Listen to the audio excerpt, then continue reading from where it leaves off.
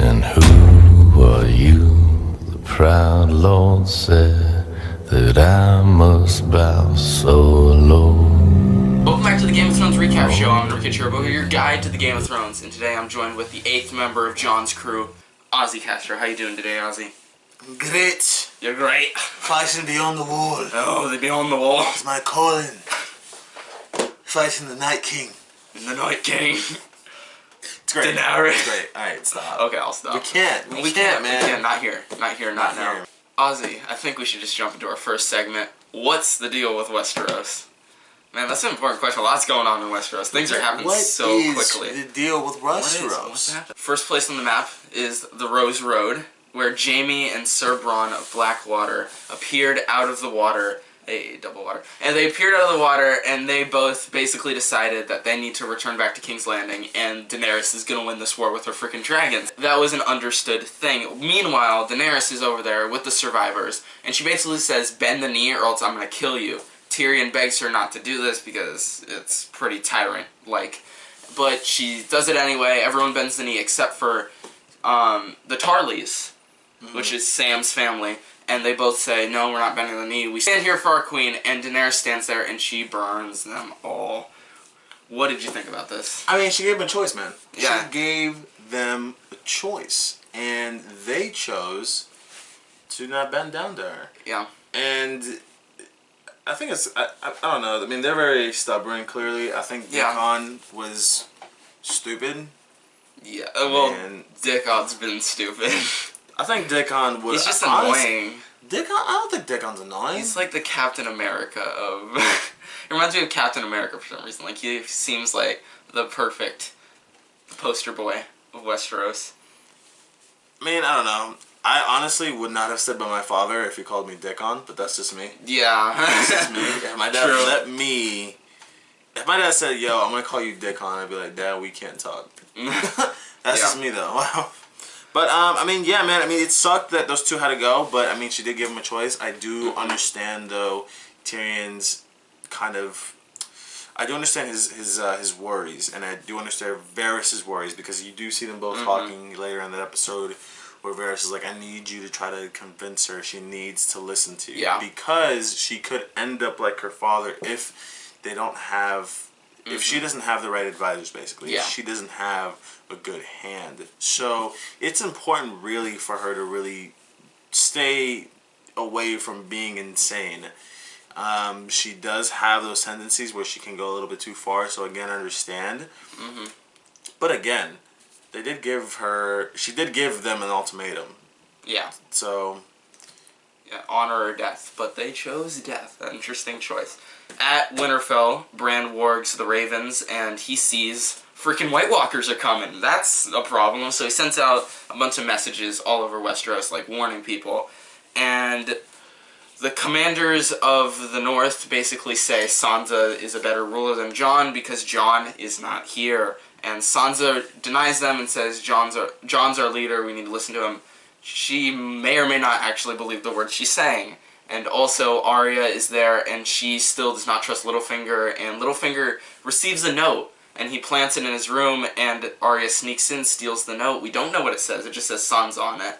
We don't know what that means. And Littlefinger, turns out, he was masterminding this whole thing, and he wanted Arya to find the note. So he's got this whole plan going on. What did you think about all Littlefinger's maniacal things? I think this is the first time Arya is actually going to be challenged since she's seen no one. Oh yeah. So she's dealing with somebody who's really kind of stealthy. Someone who plays mind tricks on other people. Someone who does that who's done that for years, and she's just starting to get into it. So it's going to be really interesting to see how these two kind of battle it out when it comes to being stealthy, when it comes to being intelligent. And stuff like that, because Littlefinger, he's tricky. He's very tricky, and he knows how to play both sides of the park. So we're gonna see what she can do. I mean, clearly she doesn't like him. Clearly she knows that he's up to something. Yeah. So she's on the right track.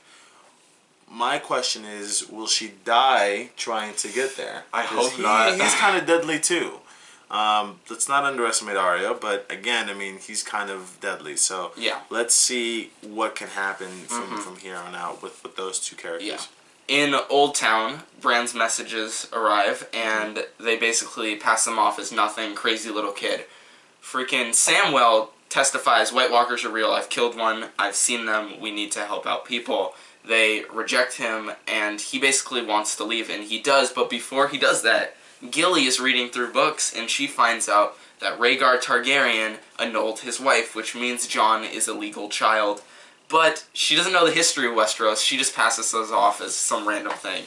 And Sam is too angry to listen to her and pay attention. This would have changed the entire show. But what did you think about this?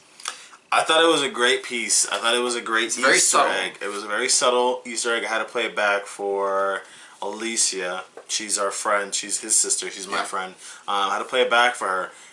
It's very subtle. It's a very subtle confirmation. We actually get 2 confirmations that Jon is a Targaryen.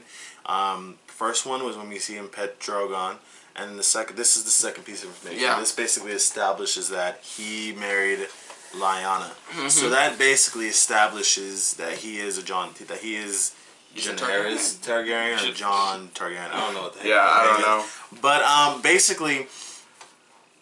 It's great that we as an audience know that now. That we actually get that from the show. That it's now confirmed officially from the show. Yeah. What sucks about it is Sam, for one, he doesn't know that Jon is. He doesn't have the information that Bran knows. Yeah. So he would probably think it's cool information, but he wouldn't bring it. I don't think he'd bring it along with him. Mm-hmm. Same as Gilly. I feel like she thinks it's probably like cool information. Like, hey, this is nice to know. But again, she doesn't know. She doesn't know the information that Bran knows. Yeah. If that information that Bran had, then maybe they could have used it to good use and stuff like that. But other than that, no. Yeah. On Dragonstone, Daenerys returns from her battle, all victorious, and Jon appears, and he says hello, and he pets the dragon. That's what you mentioned before, proving that he might be a Targaryen. And also, Varys and Tyrion have a conversation about how he needs to control Daenerys because she might become like her father. And also, Jon decides to leave to fight White Walkers with Ser Davos and Gendry. I thought all the things are coming together. This is great this season. What did you think about this whole exchange? Well, let's start off with the beginning when Daenerys arrives at Dragonstone with Drogon. I mean, that was a very interesting interaction that Jon had with Drogon. I mean, it was really nice to see. I mean, Jon has guts. He has balls to really stick his hand and try to pet a huge dragon that he has no idea will bite him or anything. And you see Daenerys, she looks kind of concerned, and I don't know what she was looking for there. I don't know if that was like her trying to get him to bow, because that's been her thing for the last 2 episodes. Like, I want you to bow. Maybe I don't think she was gonna. I don't think she thought he was gonna do that though. Well, I think it was a test. Maybe. I think it was a test, because she was basically looking. But then you see her reaction kind of change when Drogon and him are actually like interacting. When you see Jon petting Drogon and stuff like that, so you see her facial reaction change. It's nice, she's starting to really trust him. They're both really actually starting to trust each other. Yeah. And it's nice to see. We also get a reunion of Daenerys and Jorah Mormont. I was reading on YouTube. Jon looks a little bit jealous when Jorah was holding Daenerys. He was looking a little bit jealous. He was like, I don't like this, man. I don't like this. Moving forward. I mean, we also, like you said, we get this whole sort of this. We get this small council. In that council, we have Daenerys, Tyrion, Varys, Davos, and Jon. And Jon gets news. He gets the letter from Bran, and Jon basically gets the news that Arya is alive, Bran's alive, that they're all basically at Winterfell united. Yeah. And that Bran is now ward. And Jon goes and he says, okay, Bran saw White Walkers heading towards the Eastwatch. So we have to go there. And, it's up in the air. It's really hard because Jon needs these men, and you can clearly see that Daenerys wants him to stay, but she wants to help him. But she's stuck because she's also in a war. So what they try to do at this point is get Cersei, is have an armistice at this point, so that they can basically stop fighting, pause that war, and go to the north to see what is going on. Because the north is not, as we can tell, the north is as far away from taking over the Seven Kingdoms. They're as far away from any interest in this particular war. They don't care. So everybody wants to see what the hell's going on in the north at this point. Daenerys is interested. You see that Tyrion believes Jon. You see that Varys believes Jon. You see that everybody believes Jon, and it's interesting. You get all this dialogue about really trying to set up a meeting between Daenerys and Cersei so that they can come to an armistice, and also so that they can bring a live White Walker to the south, which is gonna be tricky. It's gonna be tricky because you go into the you go inside the episode. I think they've only done it once and it didn't last. The White Walker actually didn't last, so it's gonna be tricky trying to bring that soldier, the foot soldier, somewhere. So they might actually even have to compromise. Either that, or I think it might like turn on them and be like a very bad mistake, or they're gonna have to meet halfway. Or something. Something's gonna happen. We need peace for war, basically. They need to settle up whatever the hell's going on there, and then move north. Move north because they need all these men. Yeah. And speaking of the north, before we get into the north, let's talk about Daenerys and Jon. Let's talk about that interaction there. Gosh, they like each other. They do. It's confirmed at this point. Okay. I mean, and I said this to Enrique in the car when Jorah said he was leaving. She was like, I don't want it to happen. Like you tell, she's like, I don't want it to happen, but okay. Same thing with Tyrion. She's like, okay, I don't want him to leave, but I get it. Jon, she's like, I get why you have to leave, but I don't want you to leave. So she wanted him to stay, basically. Oh, yeah. You see her facial reaction when he goes, when Davos tells him like you're not Lord Commander of the Night's Watch. You're the King of the North. Like you can't lead a raid beyond the wall. And Jon's like, I have to. I'm the only one who's fought them. Like, I have the Wildlings' trust. No one else can but me. And you see not only Davos trying to stop him, you see Daenerys trying to stop him. She's just like, I haven't commanded you to leave. And Jon says, no offense, but I'm a king. I don't need your permission. It's really interesting to see that dialogue. It's really interesting to see how well they care for one another, especially when Jon leaves Dragonstone and he says, at least you won't have to deal with me anymore. And the last words that she said to him is, I've grown used to him. So definitely you can see some feelings. I thought there was going to be like maybe a kiss on the cheek, maybe a hug. You can see she's looking deep into his eyes. She's like, I want you to stay. Sure. That's crazy. I feel bad for him, man. It's interesting. They're related. That's the only thing, but whatever. Sucks, man. That's for another day. It sucks. In King's Landing, Jaime arrives back to King's Landing, tells Cersei, you're gonna lose this war. Cersei replies with, I'm pregnant. What? Okay, but what else happens? Tyrion arrives with Davos. Davos goes to find Gendry. Gendry's cool now, apparently. He's got a hammer. He likes to kill people with his hammer. He's ready to leave.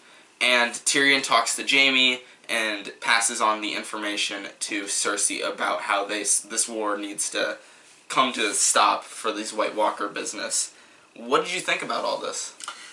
Very interesting, very interesting dialogue. I mean, it's not like Jaime necessarily believes that the dead is out there, but he's willing to accept an armistice at this point because he knows this war is going to end badly for them. This war is basically going to end badly. Yeah. So I think right now he's like, okay, I don't necessarily believe that there's a dead army out there, but it's buying us time to basically come up with a strategy to win the war against Daenerys and whatnot. So there's that. We actually did get confirmation from this episode because I know there's been a bunch of confusion if the loot was ended up going to King's Landing or whatever. We did get confirmation that it was there. She said that the Iron Bank backs us, which means they got their gold. Yeah. Cersei being pregnant, I did not see that coming whatsoever. I thought she was done popping babies, but apparently she's not. I thought she was done, but she's not, man.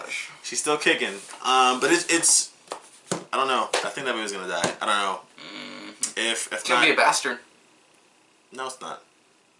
Unless she legally marries frickin' the boy. Jaime. She said, because Jaime said, who will you say is the father, and then she'll say you. I don't know if they're going to get married, though. It's going to be interesting. I don't know. Ooh. I I don't know, but the stuff in as far as the dialogue between Tyrion and Jaime go, it was nice to see them kind of reunited.